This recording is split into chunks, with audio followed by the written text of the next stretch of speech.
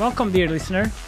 This is Two and a Half Gamers podcast, and this time we are bringing a new segment which is called An Honest Interviews. We are asking tough questions, but also having fun and building some knowledge with the industry, cool people. They happen to be also a big expert in the field. And today, it's a pleasure to welcome Joakim Achren. Welcome, Joakim. Thanks, Mate. Thanks for having me on the show. Yeah, this is amazing. This is a new start of our segment. So let's see what happens. Definitely want to have a lot of fun, and I have some really burning questions that always come into my mind when everybody is talking about investments. But before we jump into everything, even though you are very well known in the industry, could you just give us a little bit of a brief intro about yourself, so we can start with that? Yeah. So my background is that I started in gaming as a programmer, probably over 20 years ago. Nice. In the late 90s, and then gradually went that path of becoming a bit better at programming and getting better jobs. But then eventually I wanted to do my own game studio. I wanted to, because I think I had this kind of entrepreneur bug from early on as a kid, doing a lot of projects where I was creating software on my own. And then that happened in 2005 when I started my first game studio called Iron Star Helsinki, which did like a mobile virtual world for Symbian Java phones, very early days. Tried that for several years and it didn't work, and then we pivoted to Facebook games, and that worked quite well for a while until Facebook started asking everybody to buy ads, and we didn't know how to do that profitably. Then ended up closing the studio, and I went to Supercell, was there for the time when they went from Facebook to mobile to launch Clash of Clans heyday. Left again to start a new studio called Next Games. This was early 2013. Nice. And we raised a lot of money, did an IPO 2017. I left 2019. I wanted to get out of this crazy ride. It was very, I had a burnout experience from that. It was very intense. I just needed to do something else, and I started elitegamedevelopers.com, which is a website targeting people who are trying to start a game studio. Yeah. Every sorts of material that I could find, I've been trying to put there. Also a newsletter. You wrote a book as well, right? Yes, a book. Nice. Which came out 2 years ago called Long-Term Game, How to Build a Video Games Company. And then I have a podcast as well, 138 episodes so far, with entrepreneurs and investors as guests. And also, I've been doing a lot of angel investing, part of Play Ventures, the VC fund, as a venture partner. So there's a lot there. Yeah. I just love spending time with games companies and the founders and all the problems that they might have. Yeah, nice. Yeah, so I wanted to ask, why did you start the Elite Game Developers and not a new gaming studio? But I guess you already answered that. So it was a really intense experience after just leaving the Next Games and wanted to do something else, but still remain in the industry. Yeah, it felt like for me podcasts were something that felt really amazing as a way to create content. So I was a long-time consumer of podcasts, started listening to them probably 2009, 2010. Nice. And back then it wasn't a thing, right? No, it wasn't. But there was a lot of entrepreneur podcasts already, and they always felt like, hey, this is so interesting. People are sharing what they're learning, what they've learned, advice, everything. But then I had to do Next Games, and it took a while to get back into thinking about, hey, maybe I should do a podcast as well. I love the format, but I also love just create content. What I've things that I've experienced. That's why I just wrote the book in 2 months, and then I had a person who helped me proofread it and edit it and then put it out. And yeah, I'm actually spent last weekend just working on the second book. So can you share a little bit more? It's about is it a surprise? It's about team work. The thematic, but I'm still figuring out the scope of how I want to approach this. Okay, nice. Well, I definitely share the love for creating content, and if it's a blog or a podcast or whatever, just sharing the experiences and the knowledge to other people from the industry. That's super powerful, and I mean, you have that really powerful thing going on in Finland. It's not that common anywhere in the world, honestly, that people openly share everything. Here in Slovakia, even though it's 5 game developers here, they definitely don't share as much as they should. And that's what I've been seeing around. As soon as I started bringing the numbers to the actual presentations, everybody's like, oh wow, we've never seen this before. It's yeah. How is that even possible? Come on, we are here to share. Yeah, in a way, the Finnish mentality is kind of if you think about the spectrum of naivety, we are super naive. We just share. We don't really understand if we should be or not sharing. We're just naive, and it's fun. But that's the thing. Even if you share some data or anything that you experience, and you can learn from it, but you will, even though you do exactly the same thing, you will have very different, process, experience, everything. It just won't work exactly the same for you as it did for me. That's the thing. Yeah, it's the background. Everything relates to everything. Yeah.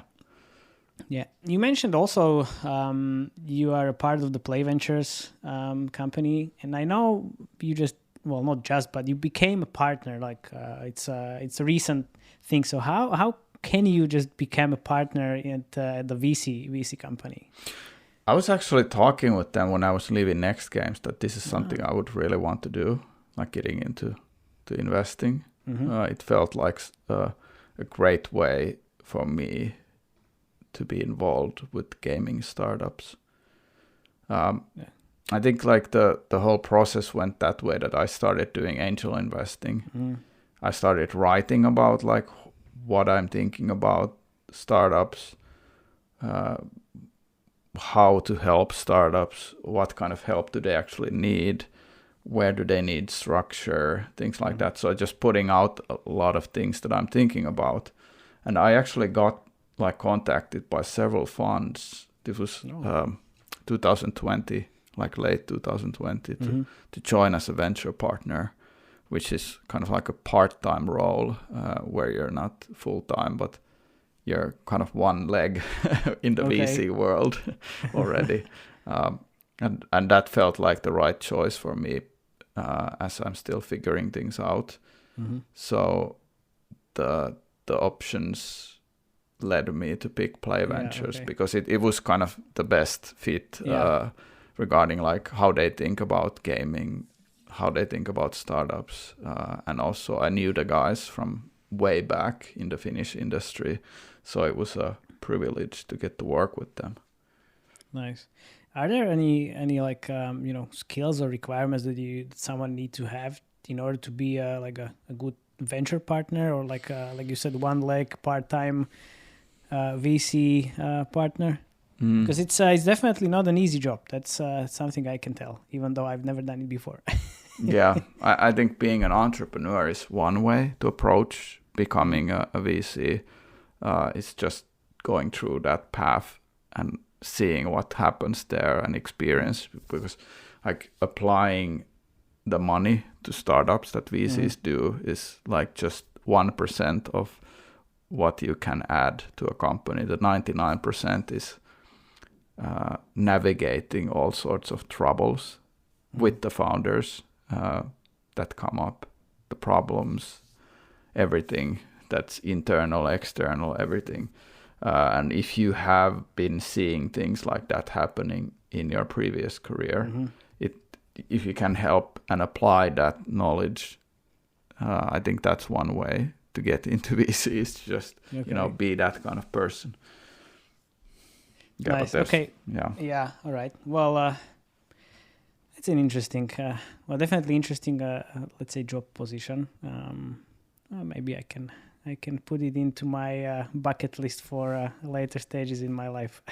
Yeah, maybe there's many other ways you can approach becoming a VC, like other ways to just, be fanatical about like where the market is going and being this kind of like seer of how markets are changing, and then coming in to actually give that advice to the VC portfolio companies.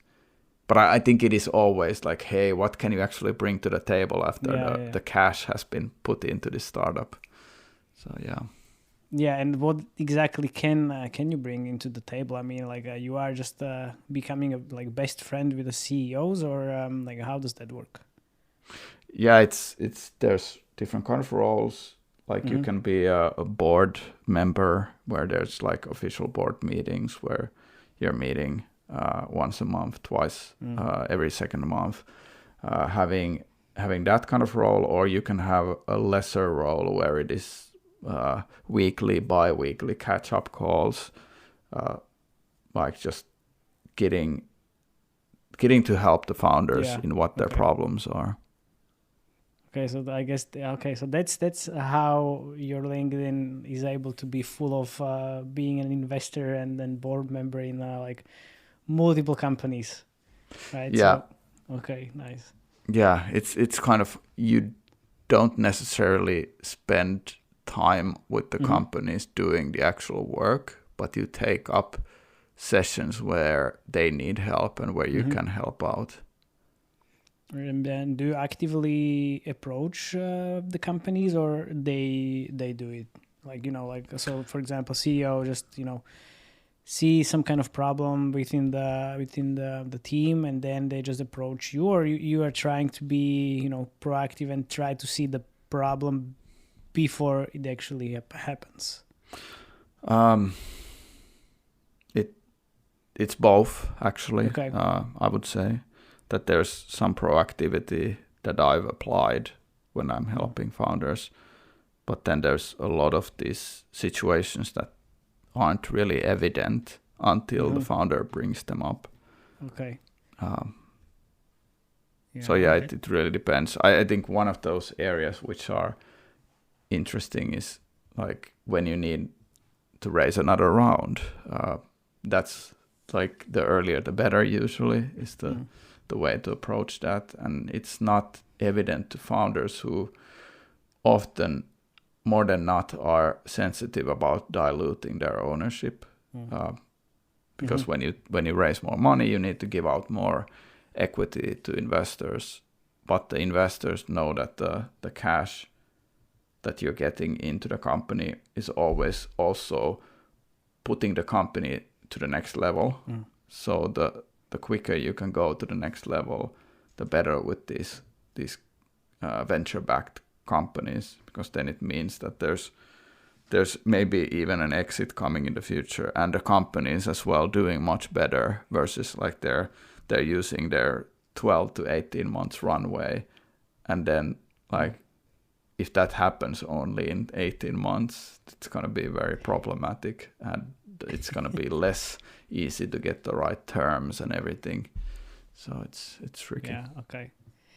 And just maybe a quick question about like, could you explain what like the pre-seed, seed, and Series A and Series B, C, whatever actually means? Like, how do you define those stages?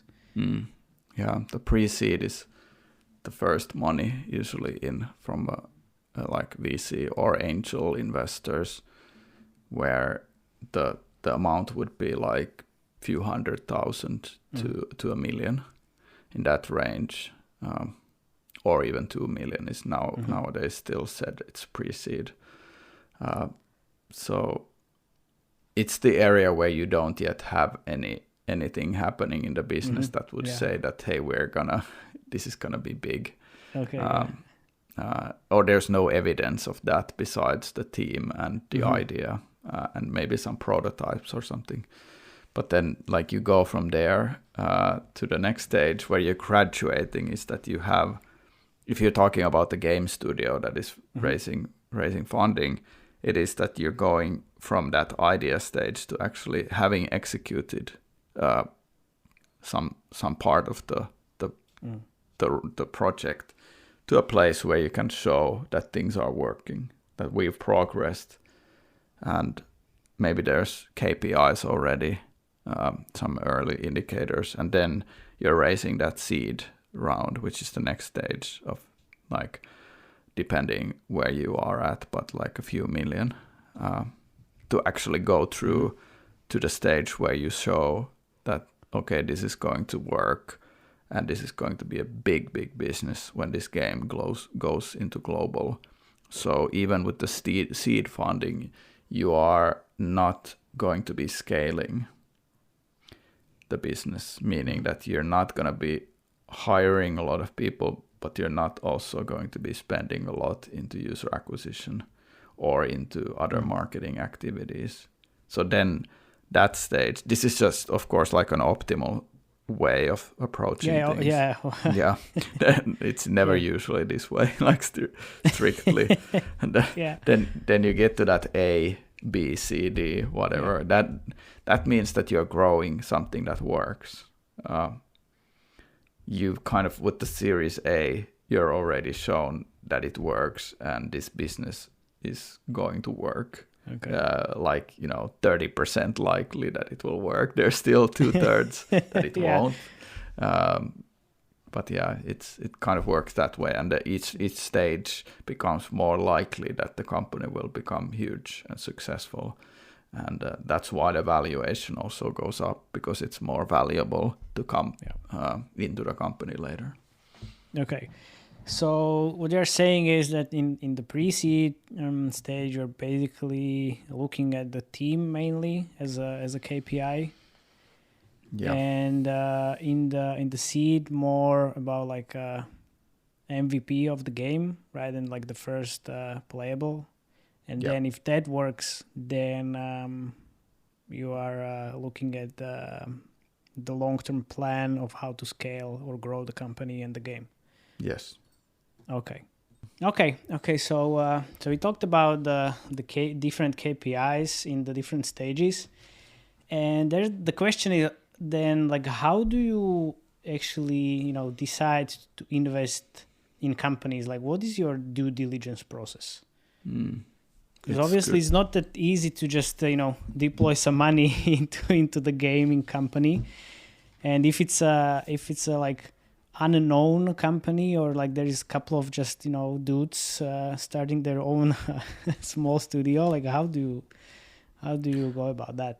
Yeah, it's constantly evolving. I think I'm mostly spending time trying to figure out what the founders want to actually do nowadays. Like what do they want to actually do with the company? Like, why do they believe that their product is a good idea? How do they believe that they can execute and build something amazing? And also talk about how much they know about capital allocation. Kind of, if you raise now like 1 million, like, do you know already what you need to do in the next 12 months if all goes well? What do you need to do after that in the next 12 months and after that? So I'm just trying to figure out how knowledgeable they already are about what they need to do if they're doing a game studio.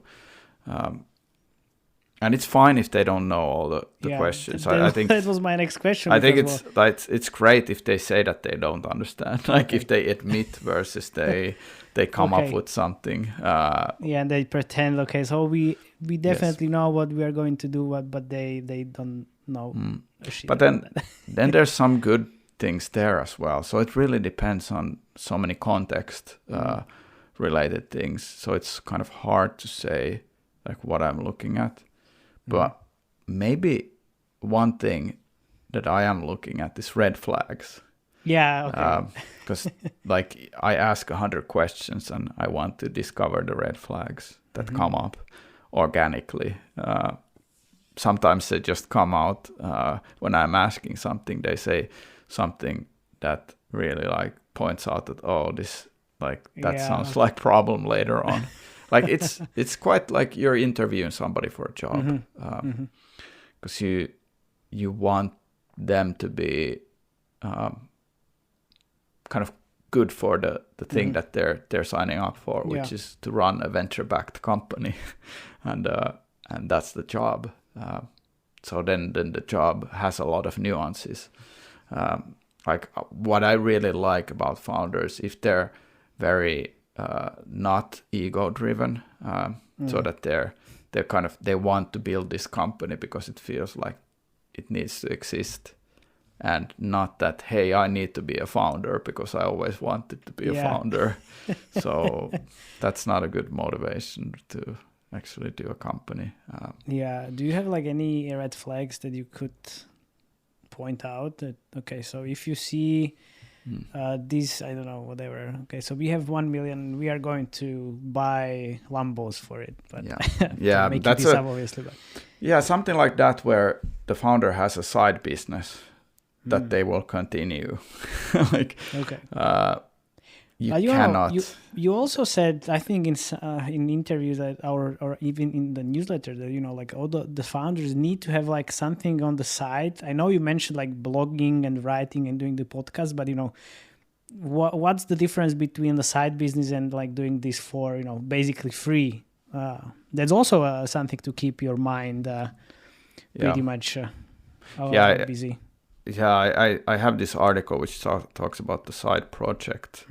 I think to a limit it makes sense. Like writing as a founder is very important because it brings you get to process your thoughts into writing. So releasing a blog, for instance, is excellent for any founder who should think about that, because that's communication also towards your team and your organization, your investors, everything, future investors.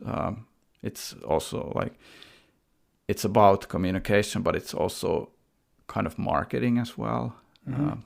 About the style of communication as well, like how you write, and if it's also something that everybody can understand quite quickly and not too complicated. Okay, I get it. Yeah, I think podcast isn't a good thing for a founder, to be honest, because it's then you're the journalist and not the creator in a sense. Probably like too exposed to a lot of people, and not everybody is obviously a fan of podcast. And then sometimes you say something stupid, and you never know who is going to process that and how. That's true. It comes from a different reasoning. It's already like a business of its own versus what the writing can be. Okay. But why is that the business problem and writing as a non-profit activity not a problem? There's a certain amount of time that you can allocate to work in a day, which is like healthy, and like I would want you to work 5 hours and nothing else, and that would be healthy. And if you can spend that 5 hours on the startup, that's great. And the rest of time with your family, loved ones, friends, everything that helps you recover for the next 5 hours the following day. So include that writing into like a way of processing your work. That's great. But if you start doing like a podcast, whatever kind of media business next to your startup, then like that's dangerous. Okay. Yeah, it can be a little bit overwhelming if you do a lot of stuff. It was a time when I was having definitely more projects than I I would need, let's say that way, because I was like, okay, so let's try to get as many things done as possible. And then I found out like, okay, so this is probably like too much. It's like, yeah, let's not do that anymore. And in that case, I always, try to have like 2 or 3 projects buffer and don't work on the full capacity like anymore and ever will be, because I want to spend the time with my family, and I just want to work as you said, like a couple of hours a day, like 6, maximum 8 hours a day, and then everything else is just going to family and focusing on the relationship I can have with my daughter and my wife and the rest of the family as well. Yeah, that's really true. Yeah, okay. Interesting. And so there is, you mentioned, I think, on Twitter and on LinkedIn as well, like now is the best time to start a gaming company. Like why? Why now is never been a better time to start a gaming company? Well, there's few reasons. I think there's never been this much capital from outside investors available. Like if you just look at the recent VC fund announcements, the Griffin Gaming Partners, Makers Fund, well. A16Z, and there's more for sure coming.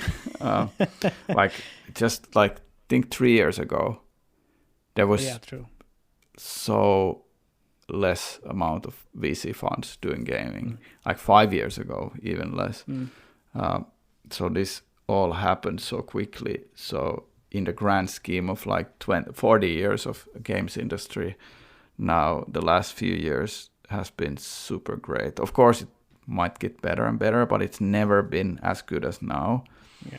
And also we're getting so much more sophisticated as an industry, where there's more companies that have gone public in the gaming sector, like from different geographical like locations as well. So there's more knowledge about like how do we grow companies like big game studios. Then like also the exit possibilities are more numerous than before, like consolidation by these like embracers, whatnot, who are buying studios. So it's like that path from thinking about starting a studio, if you're capable in making games, it's kind of a no-brainer to not try it, because it's such an interesting time to do, spend time in your life just thinking about how do I do a business. Okay, so hypothetical question. So I want to start a gaming studio, and you said there's no better time than now. But I still have like some money and some cash left from my previous companies and jobs. Let's say $500,000. So what should I do? Should I use this money and bootstrap the company, or should I get an investor? Just in case I would need more money. Like I know there's probably no like one answer to this, but I would definitely want to hear more thoughts. Yeah, there's probably a very contrarian advice for this, which would be that look for people who want to be founders and give them equity instead of salary. Find people who want to do that kind of project.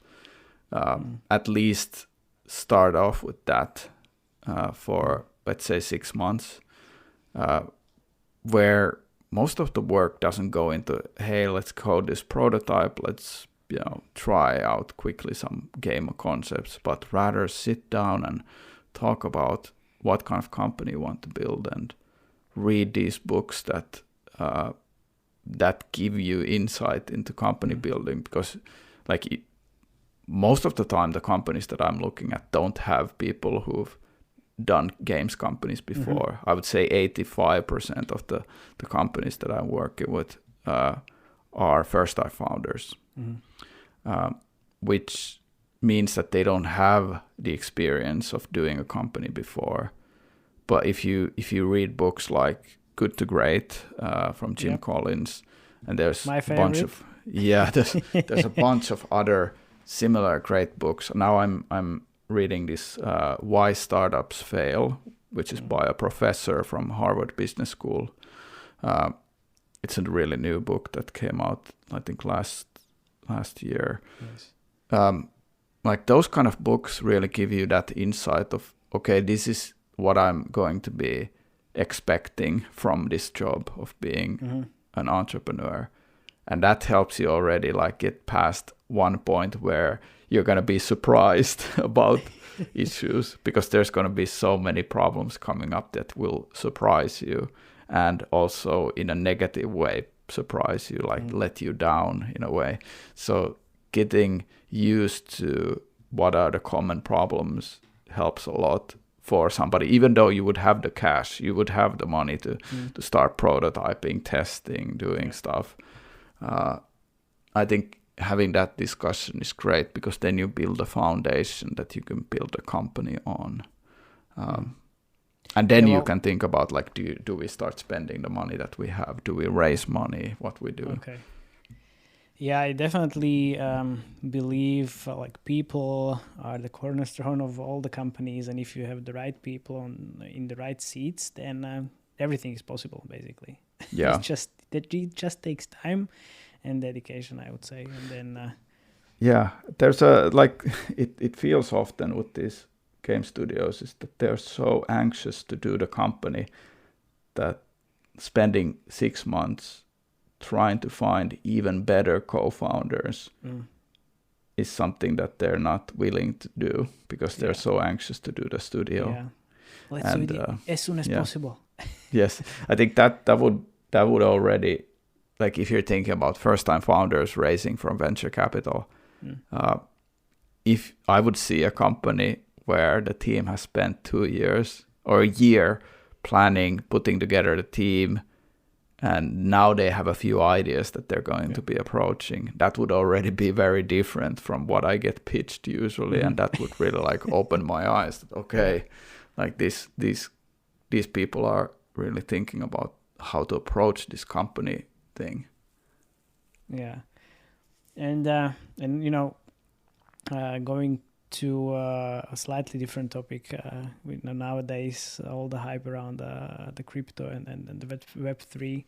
Like, why do you think a lot of gaming companies with some like decent results or mediocre results trying to pivot quickly to the Web3? Is it like because of the technology or free money from investors, or the train is already gone?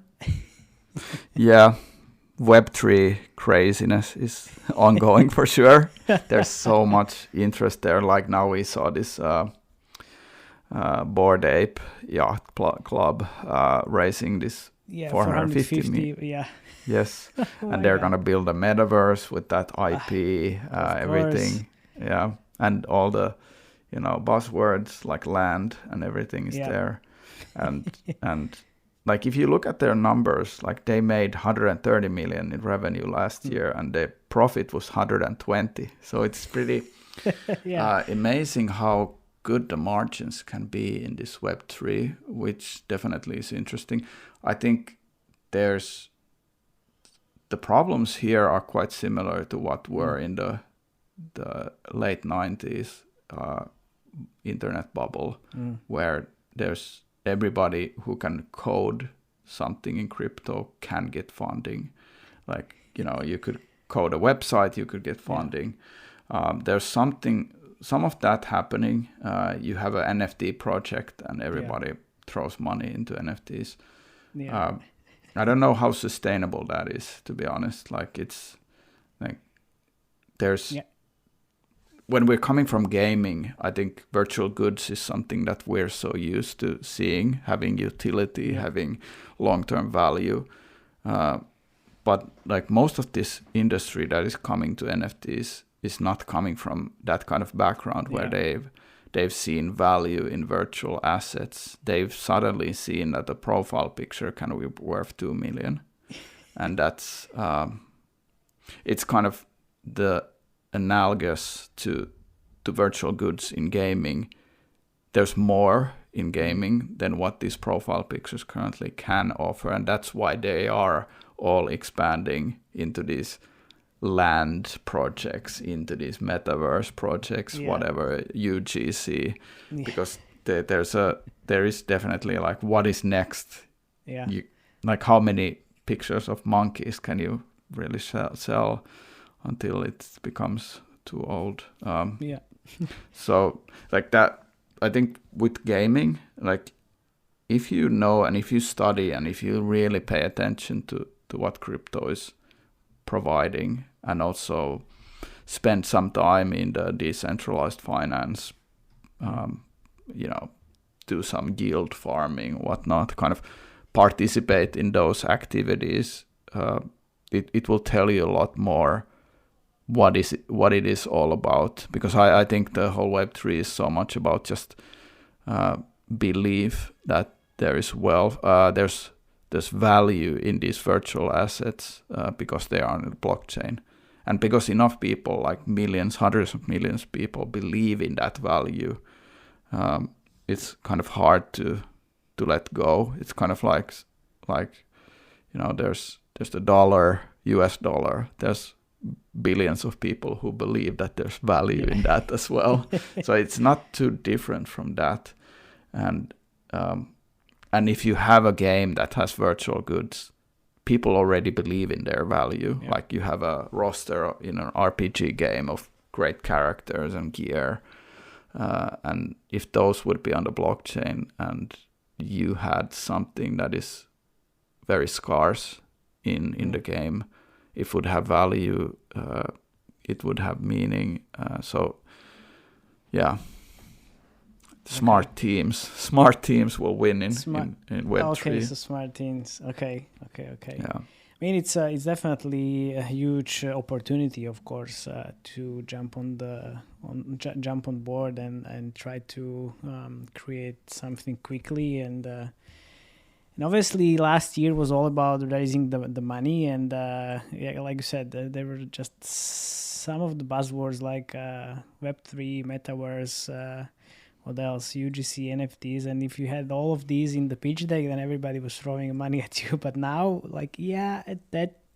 sorry, buddy, that's already gone. Now everybody's looking at how you can actually build games with a proper economy that can have a like crypto or like Web3, crypto layer on top of it, and not like starting with crypto and then try to duct tape the game around that. Yeah. Because that's what the Ape Board Ape Yacht Club did. It's like they released the Ape versus Mutants game, which is an Archer clone.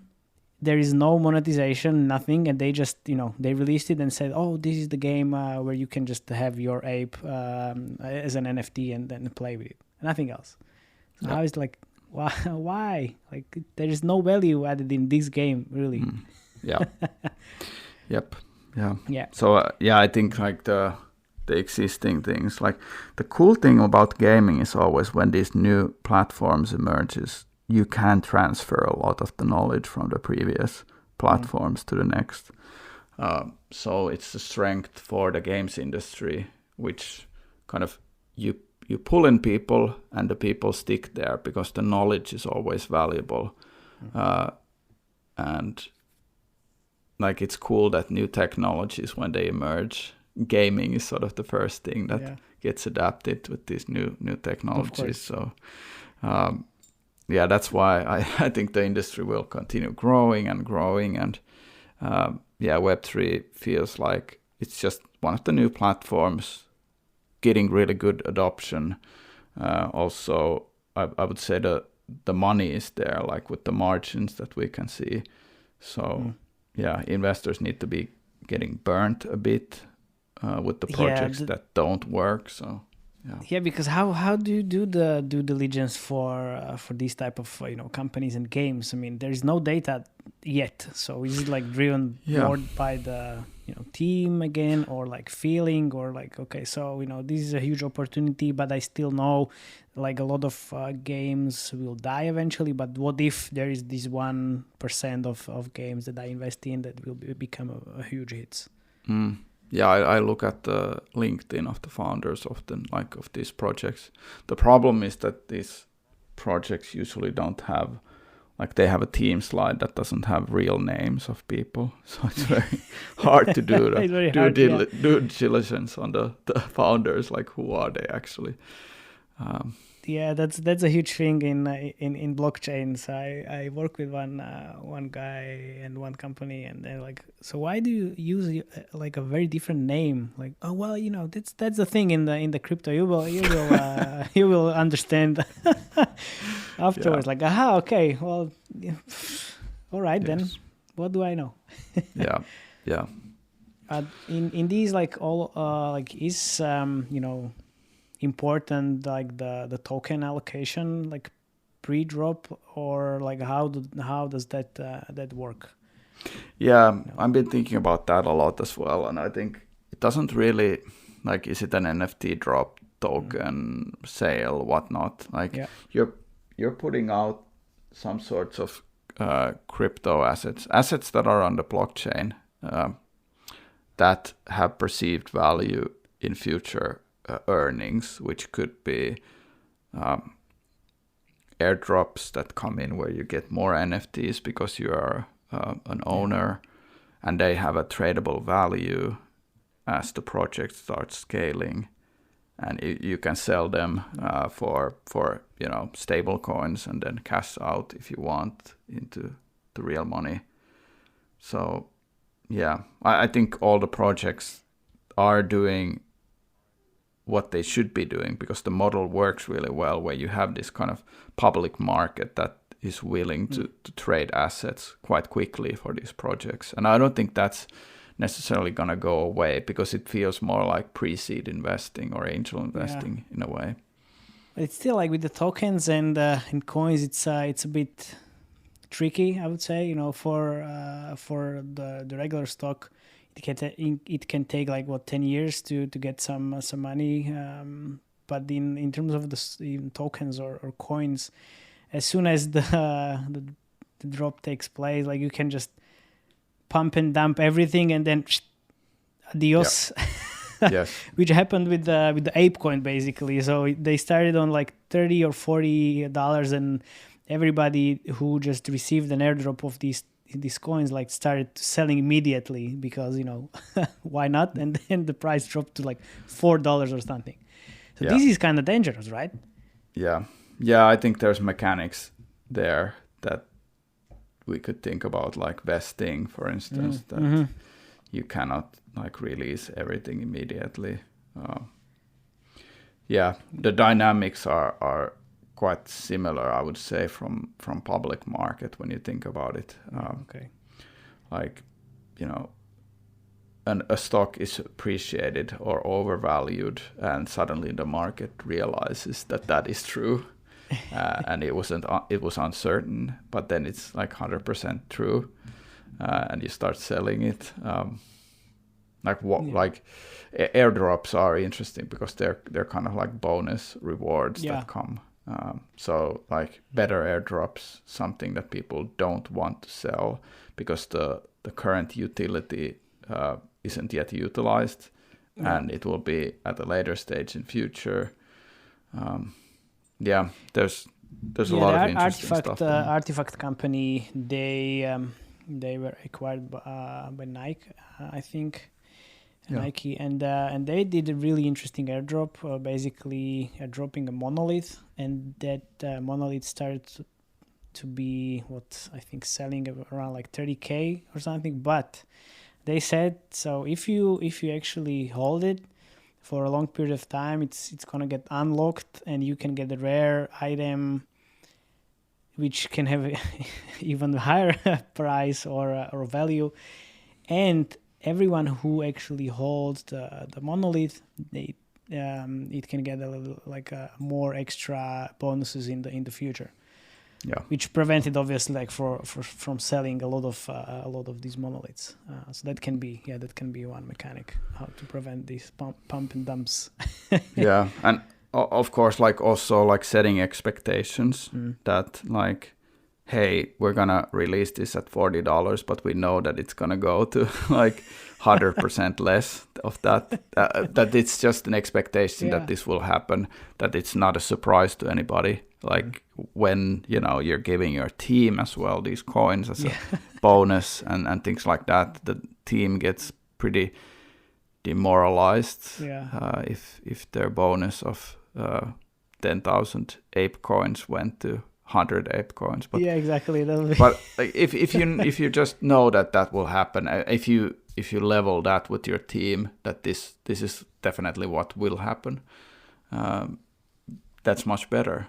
If you can model out like what you believe will happen in the market when you do these airdrops, when you put out these assets that can be traded. So I think that's also like part of the reason why, like, if you think about the gaming industry stock that went up when the pandemic hit, like all the publicly traded games companies started going up, and then there's a correction last fall 2021 when everything started gradually going down, and it still continues. If the companies would have internally discussed with their teams that, hey, this is most likely going to happen during the pandemic, that there will be a correction and we go back to pre-pandemic, I think that sets kind of expectations also, like what is going on, that we're overvalued, or the dynamics of the market don't yet support like high enough multiples for game studios or companies. So yeah, I think there's so much there about just setting the right expectations. Yeah, that's really important. And I know you mentioned it at the beginning, and then obviously I'm a part of the syndicate as well. But can you tell me a little bit more about like why you started the syndicate, and then there's the connected question, because I know I again read somewhere you mentioned that having only one line on the cap table is way better than like having like 20 names in there. Like why is that? Yeah, so the Angel Syndicate that I have, it's a group of close to 170 people now on a Slack workspace where I started with this was that I wanted to get into like allocating other people's money into the deals that I was seeing, because there was so many cool startups coming up constantly, and I didn't want to raise a fund, and also I didn't want to go full-time VC. Yeah. So what was the model? The model was Angel Syndicate. So I was reading this book from Jason Calacanis, he has this podcast which is huge now called All In Podcast. He wrote a book 4 years ago called Angel, because he started doing angel investing like late 2000, like 2008, 2009. He was in Uber, and he made like 120 million with his Uber angel investment. And the book kind of like goes into like what he's learned in the 10 years of doing angel investing. And one of the things was the syndicate that he runs called Jason's Syndicate. It's an ongoing thing, and you can join that as well nowadays.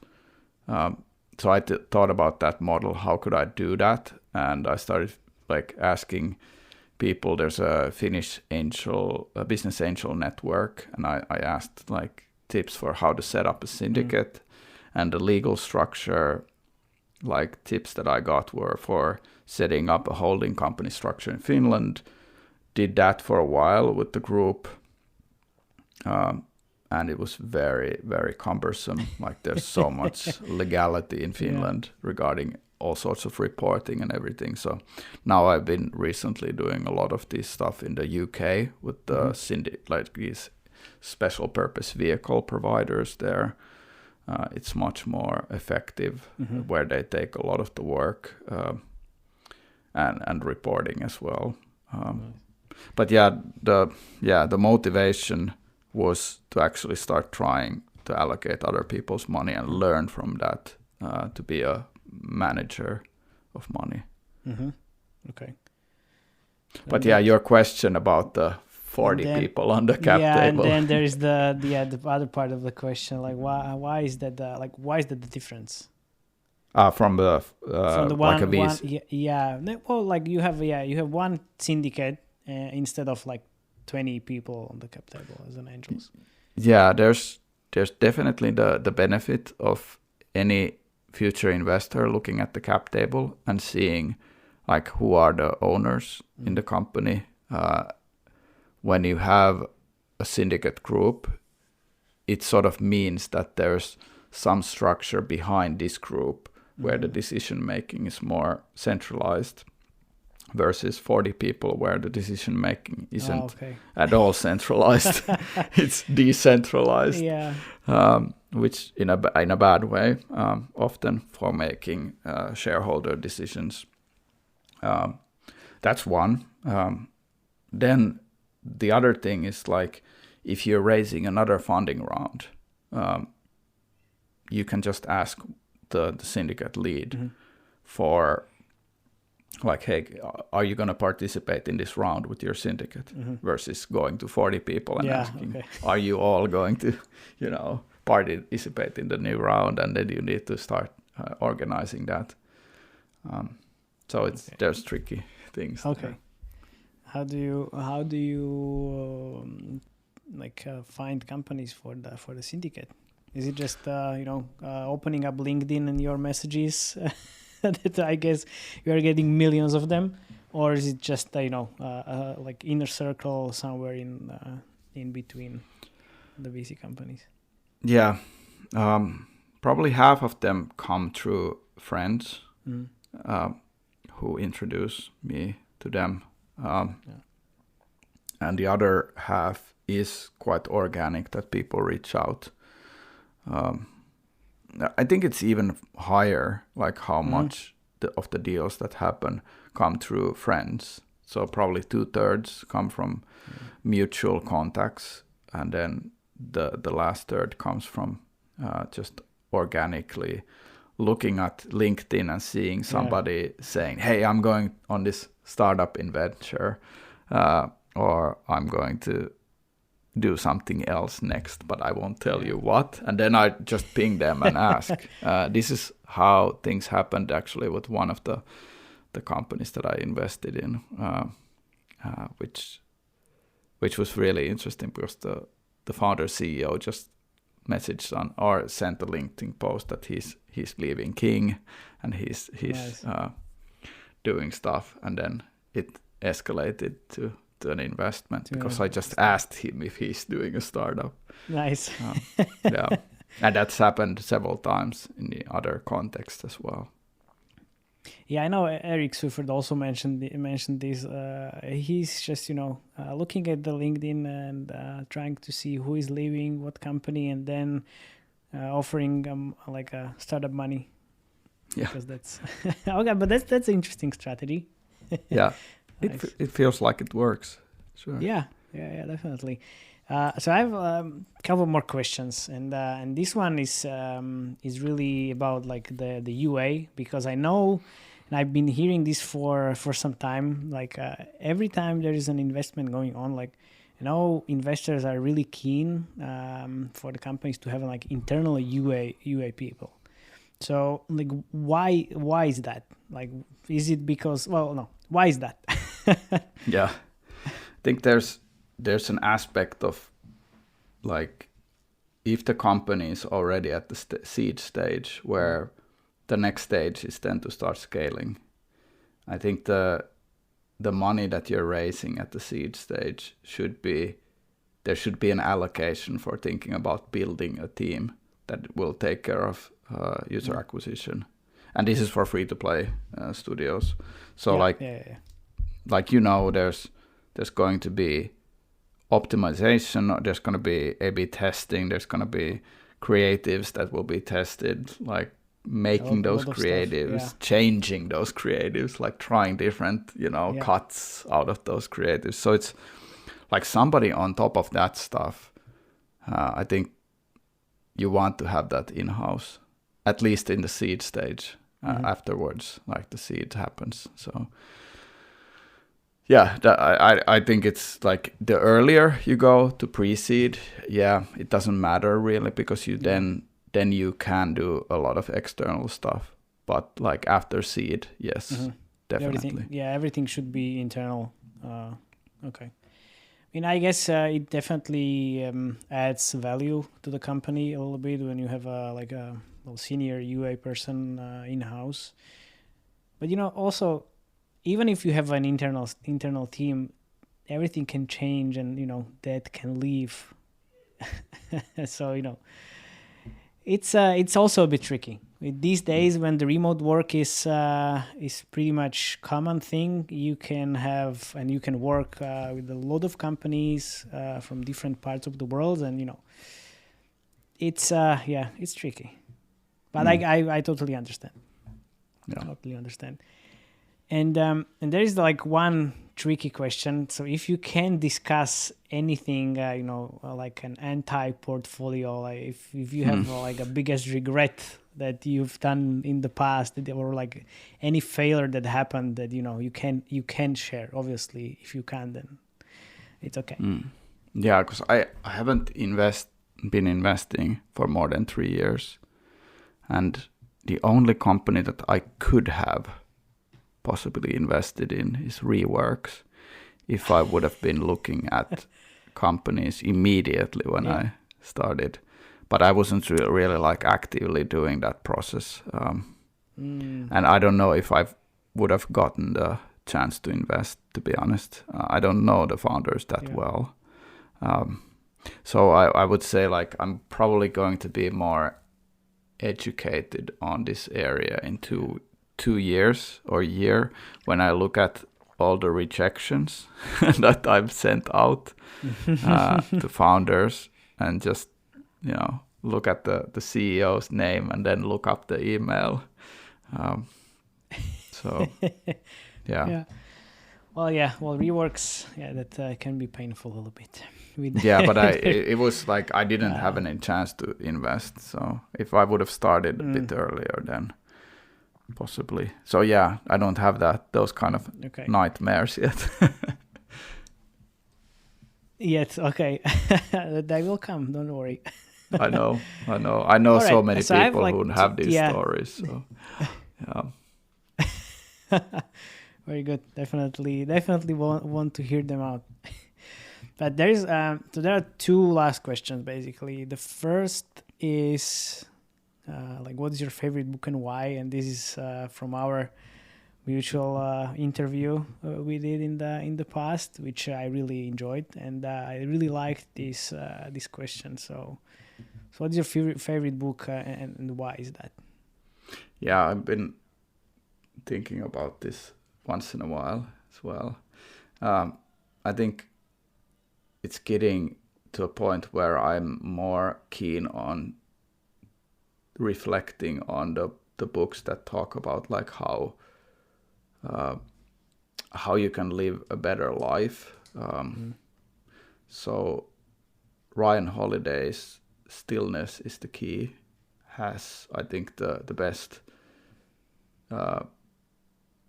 stuff for me personally, where I am in life, where it's so much about, hey, you've done so much stuff in your career, a lot of interesting stuff. Then what? And his book is really good at bringing balance into life. So Stillness is the Key by Ryan Holiday. Okay. Nice. Well, and in that case, we have our bonus segment, which I came up with, which is a set of multiple questions, and you need to answer in 1 or 2 seconds. So I didn't share this beforehand, so you don't know what I'm going to ask. But it's very simple. So if I ask okay, so what's your favorite color, blue or yellow? Yes. You say blue. Okay. So let's do that. So where do you play games? It's mobile or console? Mobile. Do you prefer books or movies? Books. What's more important for the founders, writing or podcasting? Writing. Okay, and 2 last questions. Next game or Supercell? What would you choose? Next game or Supercell? Choose for what? Just whatever. If you hear these two companies, and what would you prefer? I mean, for example, joining. Let's say joining. I mean, you found it's Next Games, so it doesn't. Next Games. Yeah. Okay. And the last one. That's a tricky one. So what's more important? Elite game developers or the syndicate? Elite game developers. Nice. Okay. Okay, perfect. That's it. Man, you put me on the spot there, but it's good. Well, it's we need to have a little bit of fun. And obviously, we will have fun next week when we are in Istanbul. I'm looking forward to meet you in person. Yeah. Until that happens, thank you very much for coming and then sharing all the knowledge with me and with the rest of the listeners. Thanks. Thank you, man. Thanks, Mate. This was fun. Nice. See ya. Bye. Bye.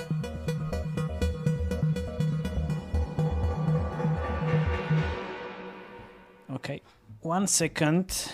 My wife just texting me that there is a delivery man in the doors. Okay, he gave me a second. I will just cut it out. And she's just taking care of the baby, so I will be right back. Give me a second. No problem. Sorry about that. No problem, man. Okay, I'm back. Amazing. Good. Hopefully you get some good stuff. Yeah, it's most probably something for my daughter. Usually she orders a lot of stuff for like clothes. So it's unfortunately it's nothing for me.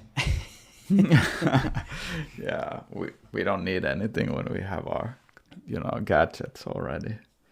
Yeah, that's true.